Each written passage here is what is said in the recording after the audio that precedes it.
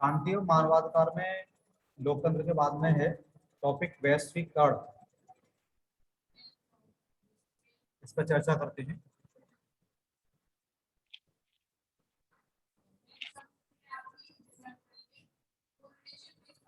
लिख देता हूँ इसको।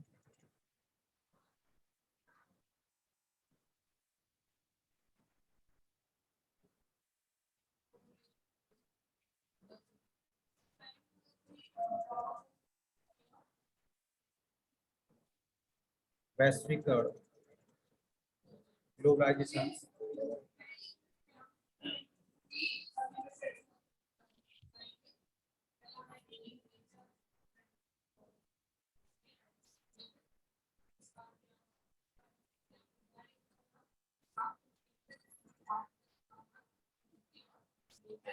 तो इस शब्द को आप काफी उससे समझते होंगे कि वैश्वीकरण क्या है। वैश्वीकरण की समस्याएं भी है। वैश्वीकरण से अर्थ है कि जो भी अगर हम किसी भी चीज की चर्चा करें तो उसको हम वैश्विक स्तर पर, वैश्विक स्तर का मतलब क्या होता है, पूरे विश्व पटल पर विश्व स्तर पर हम किसी भी चीज को रखते हैं तो हम उसको वैश्वीकरण बोलते हैं।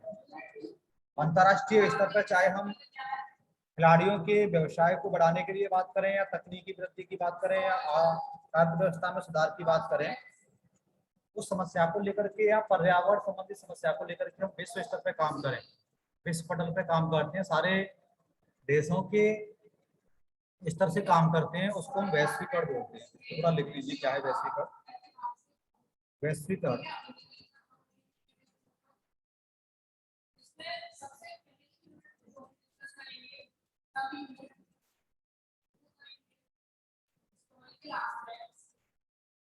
अंतर्राष्ट्रीय स्तर पर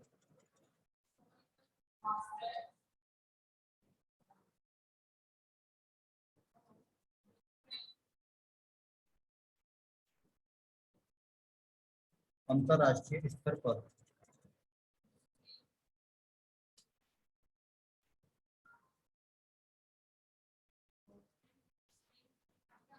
अंतर्राष्ट्रीय खिलाड़ियों के लिए व्यवसाय को बढ़ाने,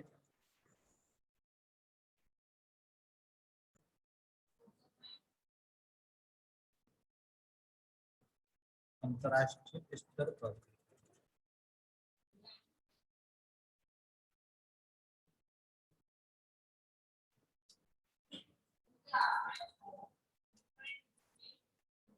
अंतर्राष्ट्रीय स्तर पर अंतर्राष्ट्रीय खिलाड़ियों के लिए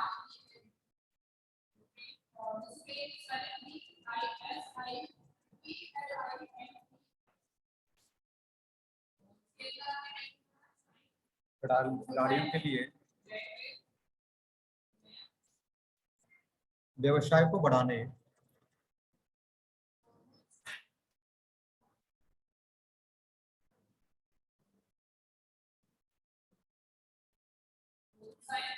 तकनीकी वृद्धि,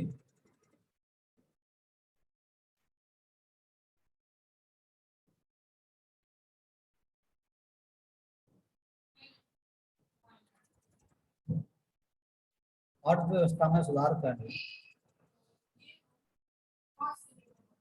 अर्थव्यवस्था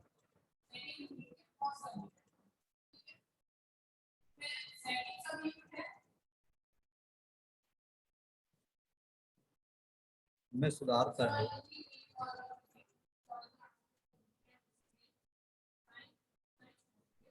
आदि का तरीका है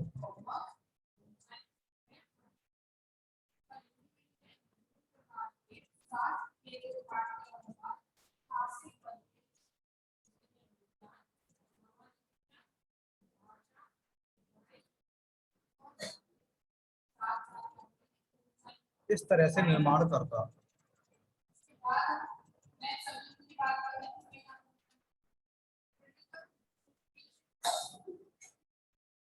इस तरह से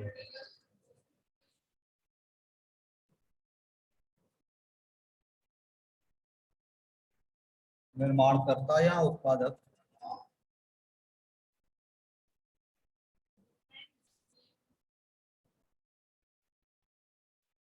अपने उत्पादों का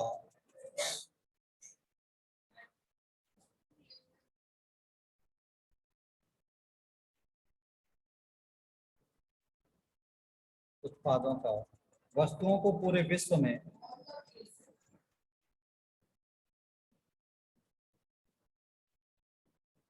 वस्तुओं को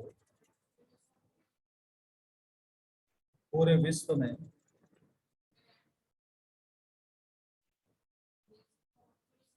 बिना किसी बाधा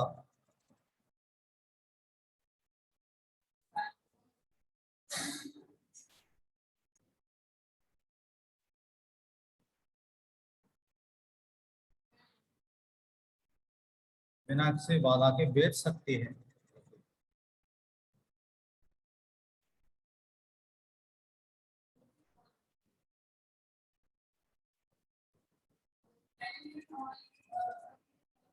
यह व्यवसायी या व्यापारी को बड़े स्तर पर लाभ प्रदान करता है।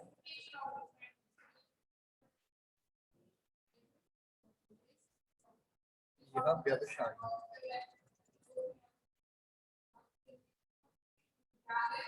या व्यापारी को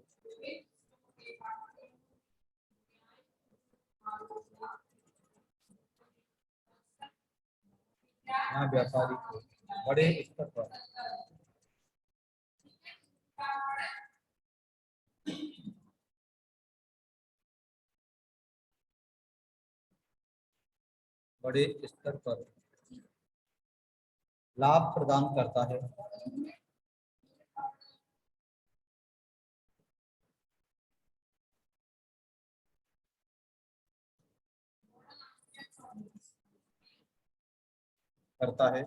क्योंकि उन्हें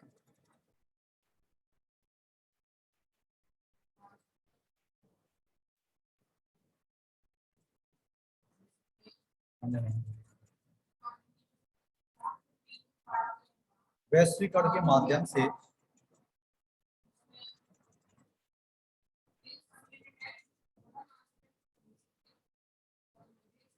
वैश्वीकरण के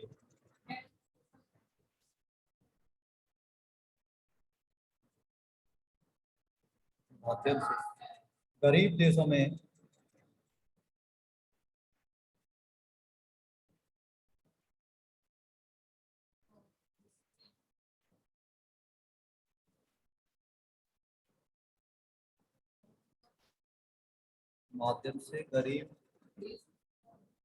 देशों में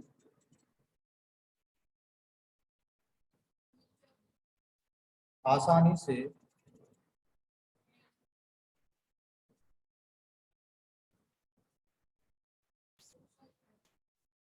कम कीमत पर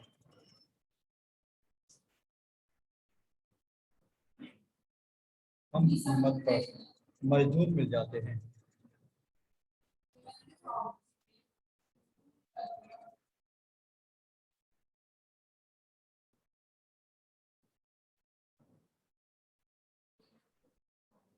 सीधा सीधा वैश्वीकरण का अर्थ है कि ये कह रहा है कि वैश्वीकरण अंतर्राष्ट्रीय स्तर पर क्या है, अंतर्राष्ट्रीय खिलाड़ियों के लिए व्यवसाय को बढ़ाने, तकनीकी वृद्धि, अर्थव्यवस्था में सुधार करने आदि का तरीका है। और इस तरह से निर्माणकर्ता या उत्पादक अपने उत्पादों का वस्तुओं को पूरे विश्व में बिना किसी बाधा के बेच सकते हैं। जैसे मान लीजिए कि हम वैश्वीकरण मार्केटिंग की बात करें, मतलब कोई भी चीज आप निर्माण करते हो या उसके उत्पादक हो, अगर वैश्वीकरण की कोई बाधा नहीं है तो आप किसी भी चीज को, ठीक है, कहीं भी दूसरे देश में बेच सकते हो। इस सबको हम क्या बोलते हैं, वैश्वीकरण। या जैसे मान लीजिए कि समस्याएं होती हैं वैश्वीकरण स्तर पर, तो चाहे किसी देश की समस्या है वो पूरे वैश्विक समस्या के आधार पर हम उसका मूल्यांकन कर सकते हैं। जैसे मान लीजिए कि रोजगार की समस्या है तो वैश्वीकरण के आधार पर हम उसको देख सकते हैं। जहाँ किसी भी देश में, ठीक है, रोजगार हैं तो वहां जाकर के, ठीक है, वैश्वीकरण वाले, ठीक है, या जो दूसरे देश के लोग हैं वो जाकर के वहां व्यवसाय कर सकते हैं। ये है कि किसी भी समस्या को या किसी भी जागरूकता को हम लेते हैं तो वैश्वीकरण का अर्थ है कि पूरे अंतर्राष्ट्रीय या वैश्विक पटल पर किसी भी समस्या को ले जाते हैं। अगर समस्या है तो समस्यागत तरीके से उसका हम निपटारा करते हैं। अगर रोजगार की उसकी बात हो तो रोजगार की बात करते हैं। या कोई भी देश है जिसका निर्माण करता है तो उसको वो बिना किसी बाधा के दूसरे देशों में बेच सकता है।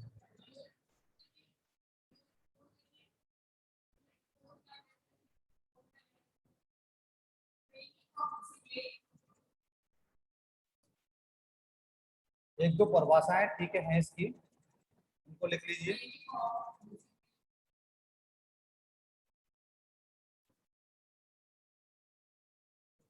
परिभाषा लिख लीजिए, तो टी.एन. राघवन के अनुसार है, तो टी राघवन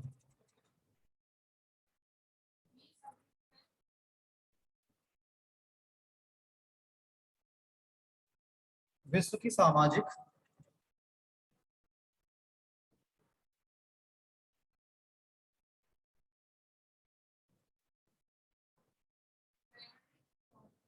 विश्व की सामाजिक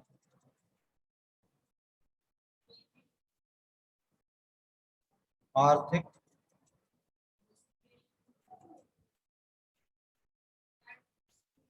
शैक्षिक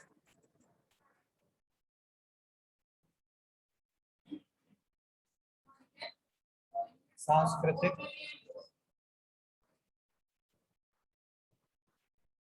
एवं मानवीय समस्याओं का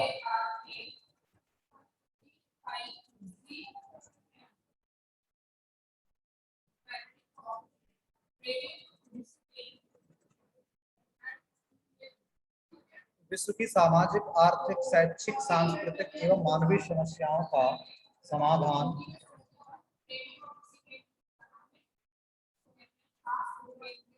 जब विश्व के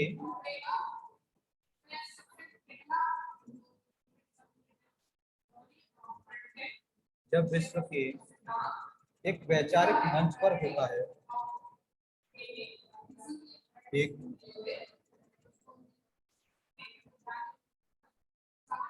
जब विश्व की एक वैचारिक मंच पर होता है,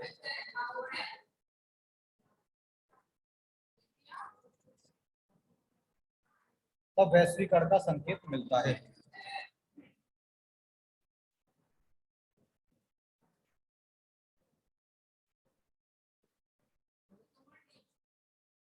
तब वैश्वीकरण का संकेत मिलता है।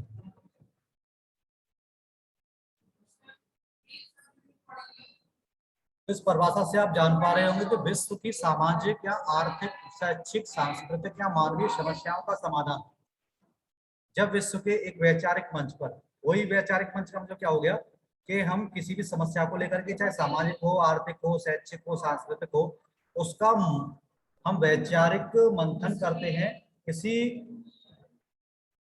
वैश्विक पटल के मंच के द्वारा, तब इसको हम क्या कहते हैं, वैश्वीकरण कहते हैं। किसी भी समस्या का निपटारा सारे देश मिलकर के करते हैं तो वो भी वैश्वीकरण है। वैश्वीकरण का अर्थ ये है कि किसी भी समस्या को लेकर के पूरे विश्व के जो देश हैं उस समस्या के समाधान के लिए काम करते हैं, तो वो वैश्वीकरण है।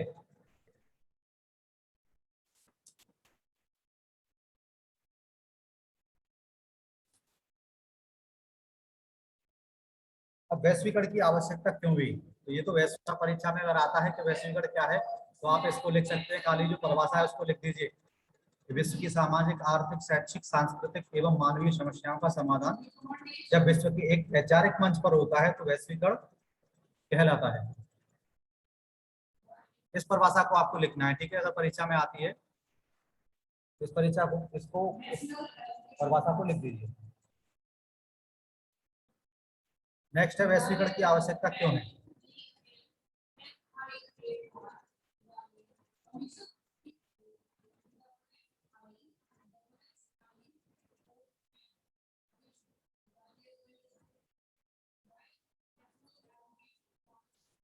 वैश्वीकरण की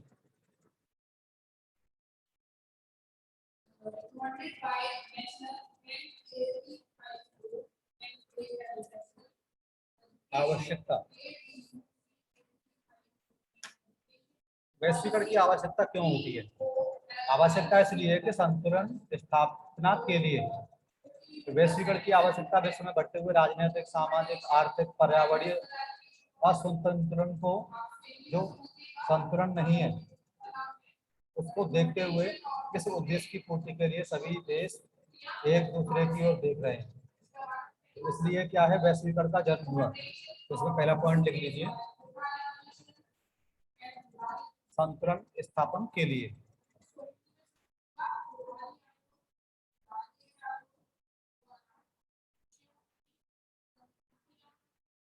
संतुलन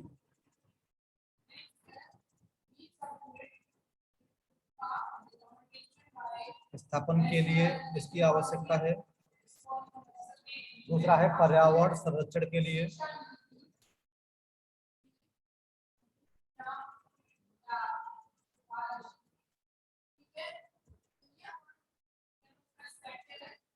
पर्यावरण संरक्षण के लिए।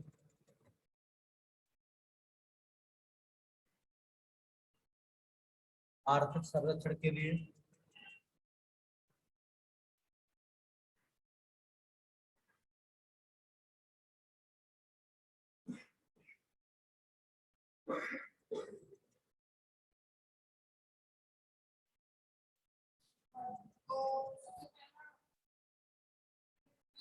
आर्थिक संरक्षण के लिए, स्वास्थ्य सुधार के लिए,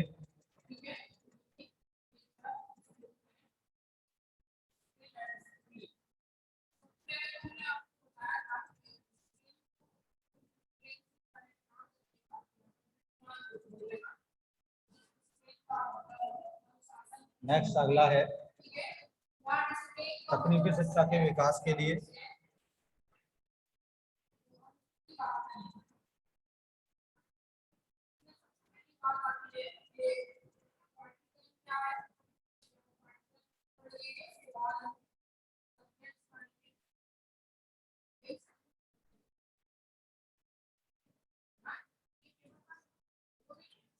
नेक्स्ट है गरीबी उन्मूलन के लिए।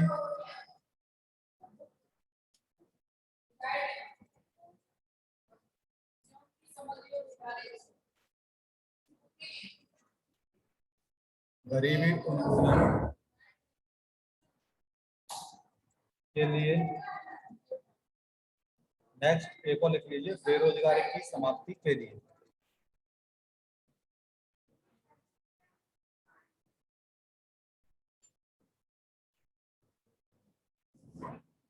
बेरोजगारी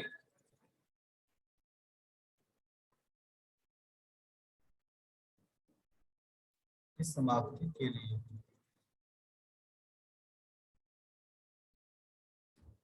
वैश्वीकरण की आवश्यकता क्यों है? संतुलन स्थापन के लिए, पर्यावरण संरक्षण के लिए, आर्थिक संरक्षण के लिए। ये सारी समस्याएं हैं जिनको हम वैश्विक स्तर पर या विश्व मंच पर बैठ करके इसका निपटारा करते हैं। चाहे बहुत सारी समस्याएं उनके संतुलन स्थापन के लिए हो सकती हैं। पर्यावरण की रक्षा कैसे करनी है, इसको हम वैश्विक स्तर पर बैठ के बात करते हैं। आर्थिक संरक्षण, स्वास्थ्य सुधार, तकनीकी शिक्षा, गरीबी उन्मूलन, बेरोजगारी की समाप्ति।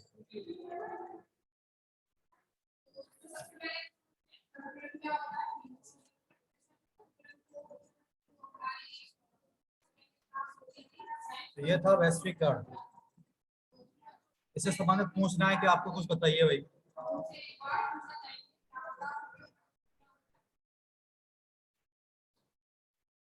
समझ पा रहे हो इसको? जी सर। वैश्वीकरण का अर्थ ही ये है कि किसी भी समस्या को लेकर के हम उसका विश्व पटल पर मंथन करते हैं। चाहे पर्यावरण संबंधी समस्या हो, चाहे आर्थिक संरक्षण के लिए हो, स्वास्थ्य सुधार के लिए हो, गरीबी उन्मूलन के लिए हो, बेरोजगारी की समाप्ति के लिए हो। इस समस्याओं को लेकर के हम विश्व पटल पर काम करें।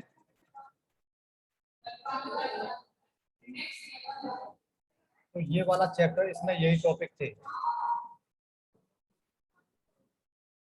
अब इस चैप्टर के जो क्वेश्चन आए हुए हैं, मैं एक बार आपको बोल दूं, मैंने ये सारे क्वेश्चन आपको कराए हैं। मानवाधिकार की परिभाषा लिखिए, ये भी मैंने आपको बताई थी। शांति मूल्यों की दो विशेषताएं बताइए। राष्ट्रीय एकता को परिभाषित कीजिए। लोकतंत्र का अर्थ बताइए। लोकतंत्र के कितने स्तंभ हैं, नामोल्लेख कीजिए। और वैश्वीकरण से आप क्या समझते हैं? इस तरीके के क्वेश्चन परीक्षाओं में आए हुए हैं। और टिप्पणी लिखने के लिए आई हैं, मैंने आपको बताया कि इन पर टिप्पणी आनी है परीक्षा में। धार्मिक सहिष्णुता एवं राष्ट्रीय एकता, इस पर टिप्पणी लिखने के लिए आएगी। और वैश्वीकरण पे टिप्पणी लिखने के लिए आएगी। इनका विशेष ध्यान रखिए, परीक्षा में ये 100% क्वेश्चन आएंगे टिप्पणी लिखने के लिए। वैश्वीकरण की समस्या पे आ सकता है, भारत में धार्मिक सहिष्णुता, राष्ट्रीय एकता पे आ सकता है।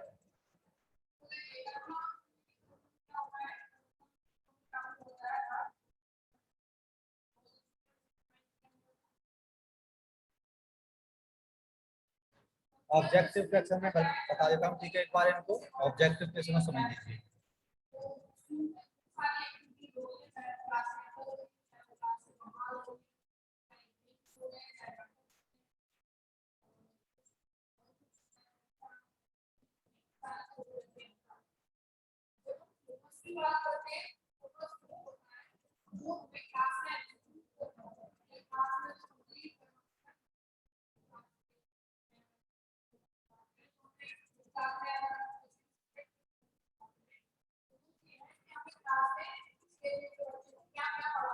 पहला क्वेश्चन है, मानव के मूल अधिकारों में सम्मिलित हैं।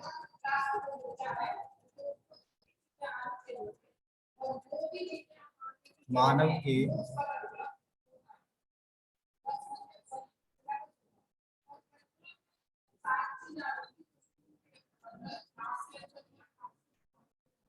के मूलाधिकारों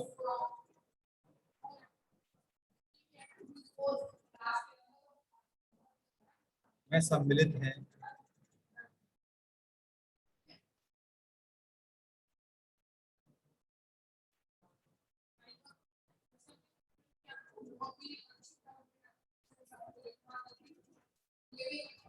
सांस्कृतिक अधिकार,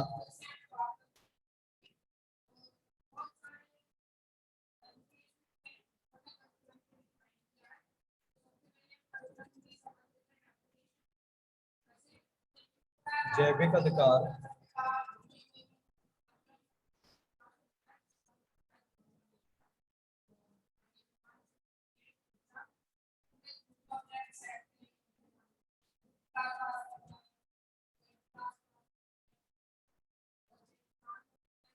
और फर्स्ट और सेकंड दोनों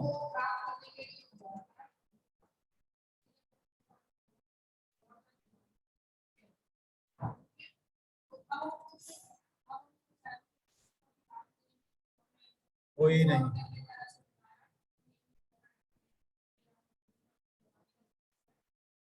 मानव के मूल अधिकारों में सांस्कृतिक अधिकार भी है, जैविक अधिकार भी है। इसका मतलब क्या है, थर्ड है इसका, फर्स्ट और सेकंड दोनों ऑप्शन इसका सही है।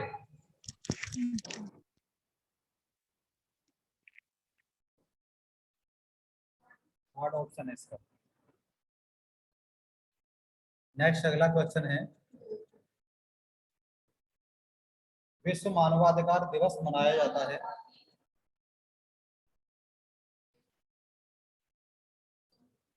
विश्व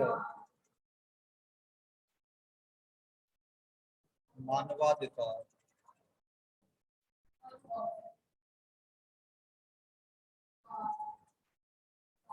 दिवस मनाया जाता है।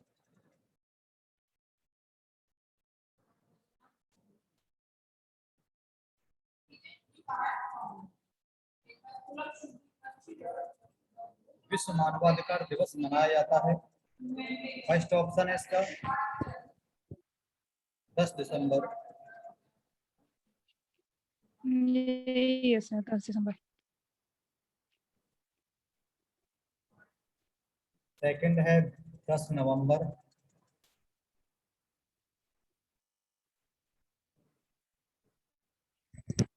एक जनवरी।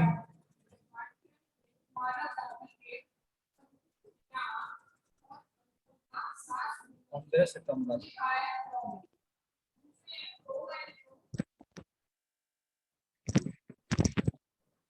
विश्व मानवाधिकार दिवस कब मनाया जाता है?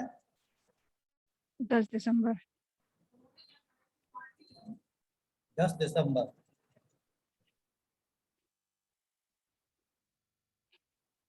फर्स्ट ऑप्शन है इसका।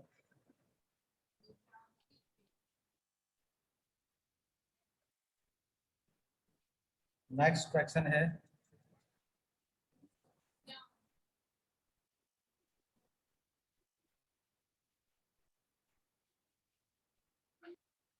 वैश्वीकरण की आवश्यकता है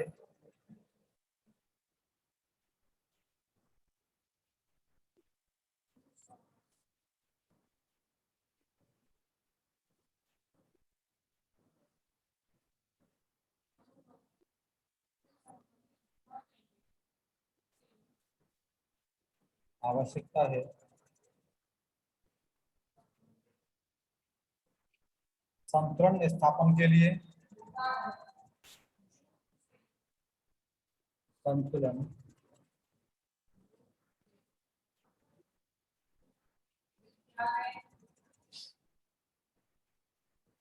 स्थापन के लिए,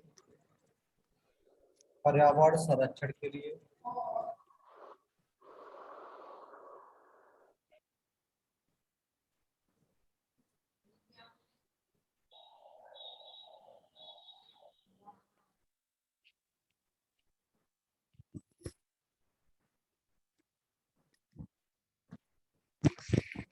थर्ड ऑप्शन है गरीबी उन्मूलन के लिए,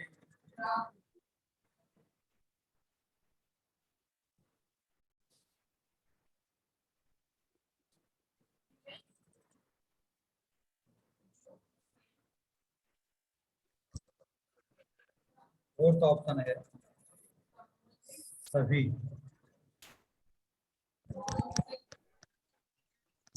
वैश्वीकरण की आवश्यकता है, सभी, हाँ सभी में, सभी के लिए है, तो ये सभी है इसका आंसर फोर्थ। नेक्स्ट अगला है भारत में राष्ट्रीय मानवाधिकार आयोग की स्थापना हुई।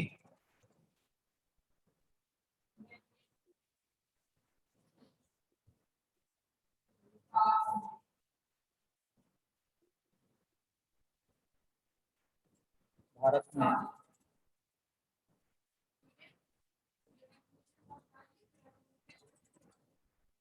राष्ट्रीय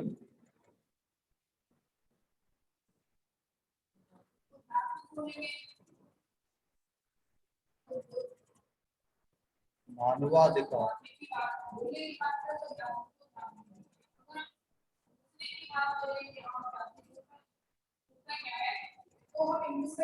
भारत में राष्ट्रीय मानवाधिकार आयोग की स्थापना हुई।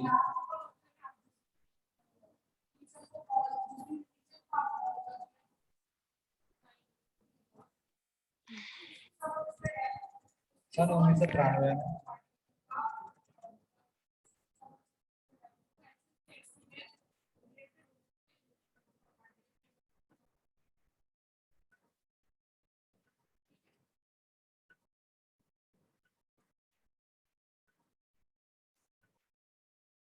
सेकंड ऑप्शन है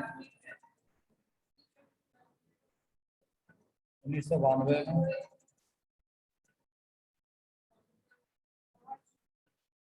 थर्ड ऑप्शन है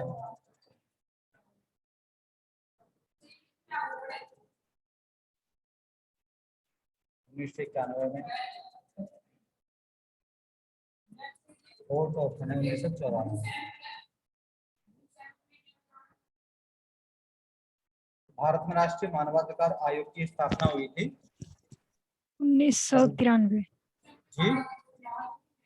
सर, 1993 में। फर्स्ट ऑप्शन सही है इसका। जी सर, 12 अक्टूबर तो 1993 मैंने में। बताया है ना आपको, मानवाधिकार वाले में आप जी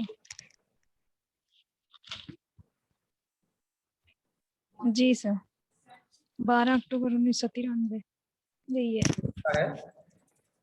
पहला, 1993 फर्स्ट ऑप्शन। 1993।